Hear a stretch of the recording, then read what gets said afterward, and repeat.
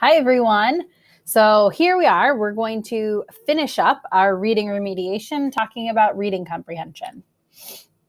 And so here I feel like this is the hardest portion, as I mentioned in your module introduction. It really is the essence of reading, right? This is why we read, to engage with information and take that information back that we've read. And so really, the last quote, when it looks at student can benefit from explicit comprehension strategy instruction, I think that's an understatement. And I believe the role of assistive technology within this process really is to facilitate that explicit instruction and provide more of that support when students are possibly working independently. And we'll explore what that might look like today. And so the skills for reading comprehension, these are all of the previous skills that we really talked about earlier in this particular content module, looking at assistive technology for remediation. But now it's pulling in, right, sentence construction, cohesion, reasoning, background knowledge. This is a huge challenge for some of our students, and working memory and attention, which again, for some of your kiddos, this might really be like, oh, this is where some of it falls apart. And so all of these skills need to work together in harmony for our students to be successful at understanding what they're reading. And so for many of our students, it can fall apart in a variety of different ways. And assistive technology can help with that, right? Students can listen to text to overcome their decoding and their fluency. They can also, and we're going to look at some tools today that can help with understanding vocabulary and building some other background knowledge and possibly cohesion and their working memory and attention. So it really is, for some of the situations, you might try and unpack and figure out, where in this skill sequence is the student having difficulty. If you can target that it's working memory and attention, maybe the tool recommendation is a little bit different. And sometimes teams don't even really know where it's falling apart. But thinking about these underlying skills is really helpful to then recommend a tool for something so complex as reading comprehension. And the reality is, the best thing you can do is have explicit instruction. So when we look at text comprehension monitoring, we really want to provide and reinforce this active reading strategies, purposeful reading for students. And so comprehension monitoring, we really want to know how well they comprehend, right? Identifying where that difficulty occurs, what it is, and see if maybe students can then restate in their own words what they actually read and figure out within the text an answer. And look in the text for information that they might need. And that's really teaching students to then monitor their own comprehension, right? Having that self-awareness for understanding what they read. And that's something that is really, really challenging. And so when we look at actual instruction for text comprehension, there's a variety of different approaches, and there's so many. But here we can think about cooperative learning, right? Learn to focus and discuss reading materials when we look at, literary teams, right? Or book groups or book clubs. They can work together, clearly define tasks. I'm trying to think of the word and now I can't remember. We always had not lit teams, but lit centers, where students are engaging and talking about the different aspects of their text. Graphic organizers, you will hear this consistently throughout our class. I'm a huge fan of graphic organizers, and not just for writing. And that's something that I think they are undervalued because they're so easily associated with writing. But they really can help significantly when it comes to reading comprehension, executive functioning, math, you name it, they can be used. So this will show up almost in every class. But they can help students focus on text structure. They can have a visual so they can represent relationships within a text. And so it really is powerful. So I just gave two very general examples of graphic organizers, but so important. And story structure. And so this is something too that I believe some of this story structure and kind of understanding how a story or especially fiction goes is we're kind of cracking the code for students, right? We're being transparent as to how a story develops, the sequence of events that can occur, similar to outlining and understanding nonfiction text structures. I see it kind of like explicitly teaching decoding and phonics, right? So giving students the path and the understanding that this is what should be coming, right? Here's the beginning. This is providing the background. And then you've got the rising action, right? That something's about to happen. We have a climax, something happens. Usually there's a problem that somebody has to solve. And so it's really important for our poor readers who might not intuitively pick up on this. Same thing with the trouble with whole language, right? The idea that we just immerse students in text and they will get it. We know that that's not true. And it's especially not true for our students with disabilities. They need that very explicit instruction. Okay, OW sometimes says oh, but it also says ow. Let's talk about when it says which one. And so that's something that same thing with reading comprehension. It really is important for us to be as transparent as possible. And sometimes assistive technology can really help with that. This question answering. And so this is something that I'm very passionate about. I think that kind of asking questions, having a read aloud or a think aloud as a teacher, I believe is truly the path towards teaching reading comprehension for students who are not actively reading or actively engaging with what they understand while they're reading. This question and answering as students are reading is so important. It helps them actively monitor their comprehension, and we as teachers can understand what they know. And although this is a great small group or whole group instruction technique, it can be really hard when you're trying to then have a student do an independent activity or do something in virtual learning. That's where some assistive technology can come in. So when it comes to continuing on with text instruction, teaching a student to ask their own questions, right? So we go from kind of the teacher questioning to now students asking their own questions, asking them to summarize, and then this multiple strategy teaching, right? So having students and teachers work together, but also usually you kind of see the big five of reading comprehension, right? You're visualizing, you're questioning, you're summarizing, you're predicting. So using those strategies flexibly to help students comprehend, right? A lot of the sticky note strategies, sticky note things that we hear about, really facilitating students to then use those strategies on their own. So what can technology do? And one of the things that, especially when I have a general reading comprehension request or a tool request, for me, I really talk about active reading strategies, and I talk about how assistive technology can support that in independent work. And so what I love that technology can do is you can provide links within text. You can annotate and you can hyperlink, so you can add questions. You can add background knowledge, which is so valuable for so many of our students who don't have this background knowledge. It was funny. I was in a school of ed, college of ed meeting, and the dean was sharing that he did on like World Read Aloud Day, he did a read aloud at one of our local New Haven schools, and he was reading a book. And I think like there was something about a wheelbarrow, and he asked the students the questions, and none of them knew what a wheelbarrow was. And he was like, I didn't know what to do at that moment. And he was like, but the teacher didn't miss a beat. And she stopped and she pulled up Google Images, and they looked at a wheelbarrow. They watched a video of a wheelbarrow doing what it was supposed to do. And like for me, that was a very clear moment, right? That if a student doesn't have that prior knowledge to even access or understand what the text is talking about, obviously their reading comprehension is going to be impacted. And technology can drastically support that. So it can provide these scaffolding options, model strategies, guided practice, provide the speech output, and provide meaningful feedback. So just like how kind of previously when we were in class, there's a variety of different apps to support reading comprehension. I will say that take all of these with a grain of salt.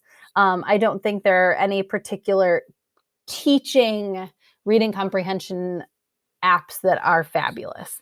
I always reiterate to teachers that like the teaching happens in the class, the assistive technology is really to just support and practice. So I don't hate these. So there's Inference Ace. These are all kind of the same company supporting these. I like the main idea sentences because they're quick little, they read a paragraph or a couple of sentences and they answer questions either based on main ideas or inferences. Well, my challenges with these particular apps is that they don't read it out loud. So they make the assumption that the student needs to read it themselves. And that's a barrier for some of the students that I work with. Question It is cool because it does provide, they're symbol supported. So they're WH questions, but they're very simple WH questions with symbols. And the Read, Write, Think interactives, I did kind of link a search here for reading comprehension and interactive activities. But it really is this emphasis on active reading. And that's primarily what I look at and what I talk to teachers about and what I recommend for students. And these are the tools that we're going to look at. Sorry, I prefaced that a little bit too early. These other ones, Abitalk, these are Comprehension Builders. We're really just writing sentences here about a picture. Here, we'll go on here to look and see. Oh.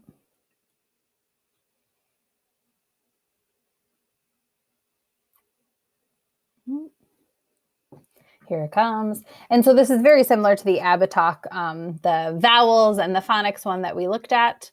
Abitalk. So who is doing what?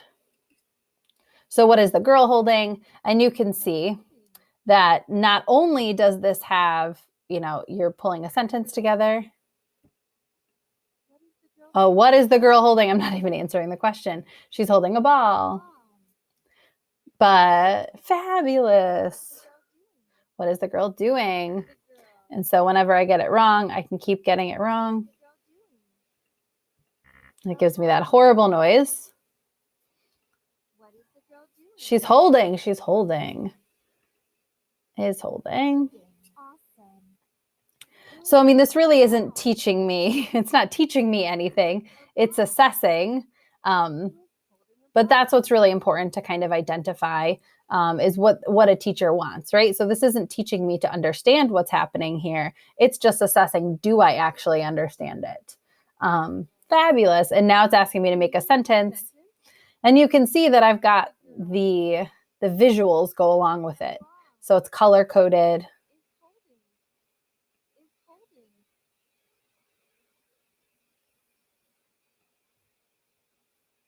And then we can continue on. So you can see that that's not really teaching me anything, right? It's just kind of assessing, can I understand something from a picture? So just really important, again, to think about.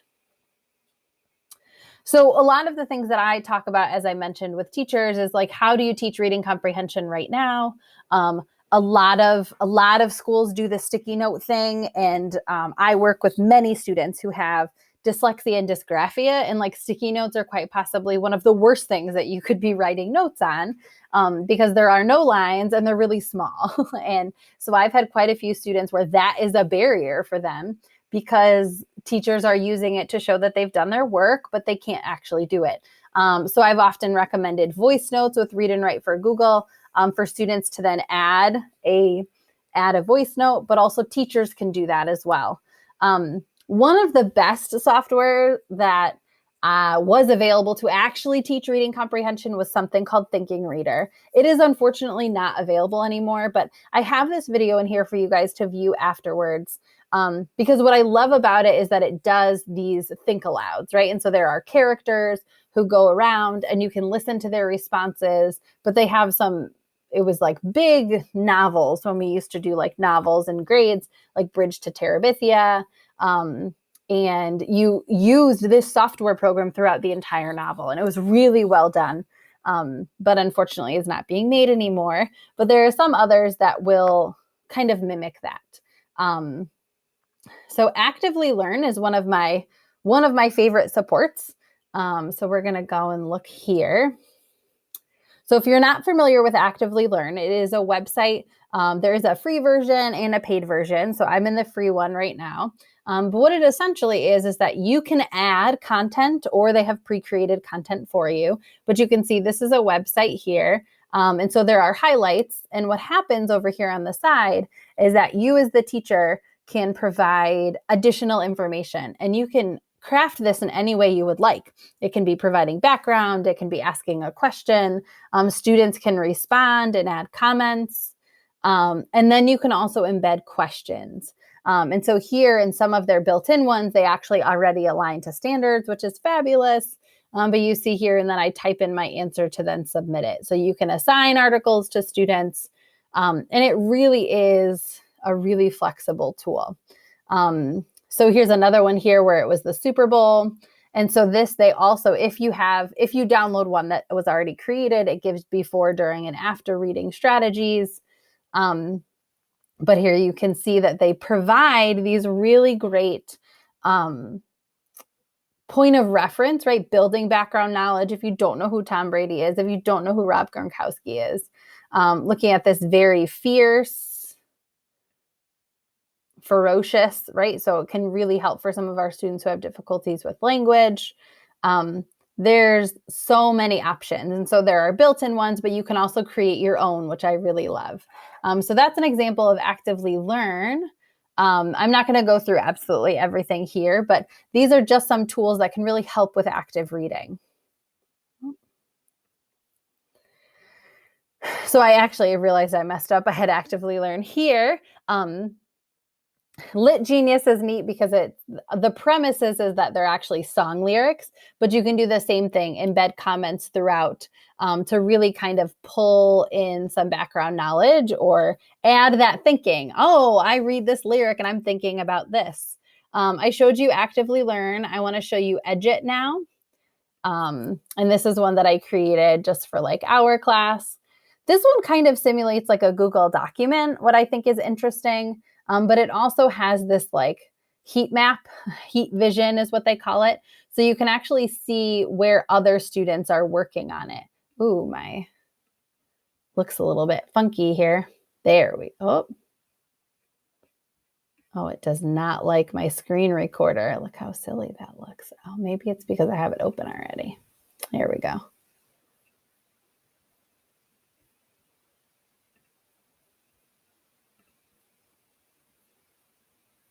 Oh boy.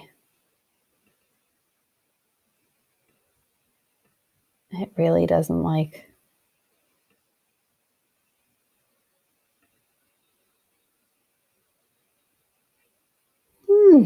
I don't think it likes my screen recorder. So I'm going to have you guys just look at that one. What I like about Edit is that you can do the same thing, but you can embed questions, and it has built-in differentiated instruction. So students can not only respond to your questions, but they can add comments. If you say like, I want you to highlight any place where it demonstrates a hero's journey, right? So you can highlight and you can put emojis in there, which I really like, but kiddos they can type, they can record, or they can add emojis to answer your questions. And you can turn those features on and off, which I really like. Power Notes is a tool that is a Chrome extension here that allows you to highlight information, and you can bookmark it. You can add a comment if you would like. It's behind my, I have to turn it on. Let me turn on my Chrome extension. Part of the difficulty here is too many Chrome extensions slow everything down. So I hope my recording is okay. But you can see here I have a project outline. So if I needed background, I can then highlight information on this document. And it asks me like, is this part of your background? Is this a new topic? So I can create it and add it as a new topic. And I can even add a comment here. And you can see it appears within my outline, which is really neat. I can then view my outline. It really is a very cool tool and support. And this is this built-in Chrome extension over here. Moat, which I think is really neat, is that this one allows you to create voice comments or memos on Google Docs or Google Slides. So here's my Moat right here. And so I grant permission. Oh boy. I already signed in. I think I have too much happening. But it allows you to add voice comments. So I really like that because we can annotate with text if we want to until we're blue in the face. But if our kiddos can't read it, then we're really almost creating more obstacles than helping. So that's why I really like Mote. The other one that I didn't show you, and I don't remember where I put it, is CommonLit. Let me turn off Power Notes so that my computer slows down a little bit. CommonLit is very similar to Actively Learn. However, they're all pre-created content for you. I like that it has this built-in read aloud, but it's the same concept where it provides some additional background information and it has questions as you're reading. Similar to Newsella. Here's annotating. We have guiding questions, assessment questions, and then discussion questions as well. So you can see it provides some additional information. That one's CommonLit. But what I'd like you to do, so you can see my little pop-up here, is that later on in this module, it does ask for you to pick one of the tools to do a deeper dive and create a quick reading comprehension strategy where you create a quick reading comprehension activity where you share a think aloud. And so I really just want you to pick one of these tools that we've gone over in this particular session. It can be one of these. I think these are probably the best and most creative, or these on the next slide. And I want you to really try and program something and just kind of pick one that piques your interest and dive a little bit deeper in. I've given you a lot to kind of chew on within this class. There are so many things to kind of go over. And this slide really looks at picture supports, right? And providing that option for students to enhance their comprehension. Never underestimate the value of visuals in supporting tasks and supporting a student's understanding of material. Lesson Picks is low tech, so really allows you to create a lot of great low tech visuals. Widget Online is the same. You can copy and paste an entire story and it will symbol support it. And News to You is like a symbol supported newsletter. So it has current events, but again, really helpful for students' reading comprehension. So this was reading comprehension.